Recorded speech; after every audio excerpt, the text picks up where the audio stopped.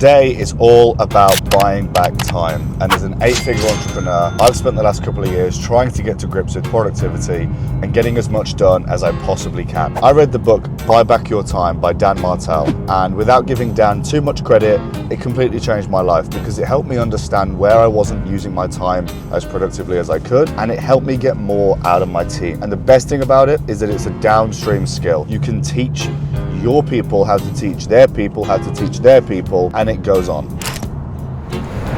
Now today, I'm meeting my executive assistant here at the office to audit my time. This is something that I do every couple of months to understand how exactly I'm spending my time. If I'm truthful, how much time do I waste? How much time do I do things that I don't need to do? Which things in my day can I delegate? Which can I replace? That's the objective of today. Just got into the office and actually realized that I caught myself wasting time. I just wasted like 10 minutes talk. I said wasted. This is the hardest thing about this kind of stuff, guys, because as a CEO, I feel a duty to want to connect with the team, spend time with them, talk about their personal life. But then at the same time, it's like, well, I made no dollars from that, right? So it's sometimes a tough balance, and I think that's why having somebody else do it, like in this case, my executive assistant, who can just watch me from a distance, like she's currently sat through the glass just making notes and stuff, and she doesn't let me consciously see that she's doing it, meaning I trip myself up, make mistakes, subconsciously waste time, and then review the tally and like, oh shit, like that's how much time I'm really wasting. So if you are gonna try this at home, then just make sure that you try it with somebody who looks emotionlessly at your day and can tell you exactly where you're wasting time. So we're on for a 10K day on today, and I want to make sure we really nail it. Okay, so what we'll need to do then, do we have to get all my links set up with an FTL? Yes. Yeah, we do. I can find out, I can speak to a couple of the guys that I know that run operations there, and we can see how they do it. I'll make a note to touch base with them. Sam, can we start with you presenting the solution to some of the issues with the cautious MMs? Yeah, sure. The way to do it is by the conversion for the page is new subs from profile visits. Is there something that we're missing or that we're not accounting for? How do we know that each profile visit is unique? A great rule for getting the most out of your time is to try and allocate 50% of your working day to being in solitude and working in the deep phases of concentration. Pro tip for this, have yourself a pair of overhead headphones. There's a few benefits to this. One, you eliminate noise and distraction, but two, people naturally stop talking to you when you have one of these on. You can put AirPods in, but people don't always notice. They feel like you'll take it out for them. If you have them on, people know you're in the zone. People know you're locked in and wired into the mains. And for the most part, they'll leave you alone. So that's a pro tip for getting the most out of your solitude work. So it's now 4:43. I've been in the office for quite a while now. And I'm actually quite interested in how much time we've managed to find so far in the day that I can delegate. How much time have I actually wasted? Approximately about 50 minutes or so. What was I doing in that 50 minutes? Start having conversations with people that aren't necessarily to do with work. It's more, say, social chat, what you did last night, which is all good because you still need to have those conversations with the people and your work team, but it's not anything that's going to benefit the business. So that's actually super interesting because from one perspective, you can have the agenda of like, I need to be working all the time, no interruptions, no distractions. But then at the same time, people know the value of good talent. People know that good talent need a good environment. And people know that for a good environment, you have to have a good relationship with your team. So where exactly is the line? This is one of the most difficult things that people face.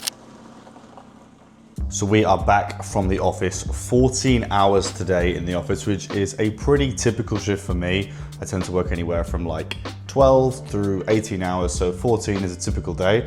So I'd say these numbers are pretty accurate. Today I wasted a total of 98 minutes, which accumulatively across the year, we're looking at like 35,000 minutes, right? And that's a lot of time. Now ask yourself, if you had that 35,000 minutes and I gave that to you and said, hey, would you like an extra 35,000 minutes? You'd take it. But this isn't just about understanding where time is wasted. This is understanding about how we can be more efficient with our time and how as a team, as a company, not just an individual, can we repurpose that time and reallocate it to get the most out of each minute. So I'm gonna walk you through the step-by-step process that we went through at TDM in order to maximize on the buyback loop. So step number one was that we completed an audit of our time. Now, I don't think this is essential, but we like the idea of it being a third party auditing the time. So Pippa, as you've seen, goes around the C-suite and basically just audits people's time from a distance. Every 15 minutes, a timer goes off and she says, hey, what have you been up to? And she makes notes, you've been up to this. And at the end of the day, we've got this accumulative list of tasks that have been done throughout the day. So when we have this list, Pippa will go back to that person at the end of the 1, 2, 3, 4 days, however long you think is necessary, 2 or 3 days is typically enough, and says, hey, all of these things, how much money do they make the business? How enjoyable are they for you? And how critical is it that you do it? This gives us an understanding of the value of the task and how much it lights up that person. And this helps us determine whether or not it's something that they should keep because it's productive for them to do it, or whether it's something that they should replace to somebody who's also competent and capable and has the experience they do, but it just doesn't suit them because it's not something that they enjoy, or actually can we completely delegate that task to somebody new? Now, across all of these tasks, there are going to be a number of those that will be delegated, and quickly you can build up a full-time role for an administrator or for a less senior member of the team to come in and pick it all up as their new workflow. And what that does is that uniquely creates time in a way like nothing else ever could. So if I've determined that my buyback rate is, say, $5,000 per hour, that doesn't mean that I get paid $5,000 per hour, so don't get this confused with the rate that you would pay somebody, but that's my hourly value to the business based on the annual revenue divided by person by hour. That's roughly what I equate to as a senior member of the team. Well, it costs me a sure lot less than $5,000 per hour to hire somebody to come in and pick up the tasks that I don't want to do. So once I know what I want to get rid of, I will complete what is called the camcorder method in Dan's book.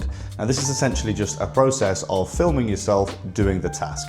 So I will create a Loom video, or I will head into Zoom and screen share or whatever, and basically just document the process of me completing the SOP. I will then give that to the new person and say, look, this is what I do, this is the task. And it is their job to complete the SOP. They should, if they've watched the videos, complete the SOP correctly. And at this point, if they've got the SOP nailed, I can give them the task. Now look, nobody is going to be perfect. Not me, not you, not anybody. And so trying to be perfect and chase maximal productivity is really just a waste of time. But if we are able to be more aware of where we absolutely waste time, which is what these things are great for, delegate the tasks that just bring us down, they're not fun, they don't make the business a lot of money, they don't light us up, get rid of those, replace the tasks that suit other members of the team better, and then fill your calendar with stuff that is good for the business and good for you, you will be more productive. You're welcome.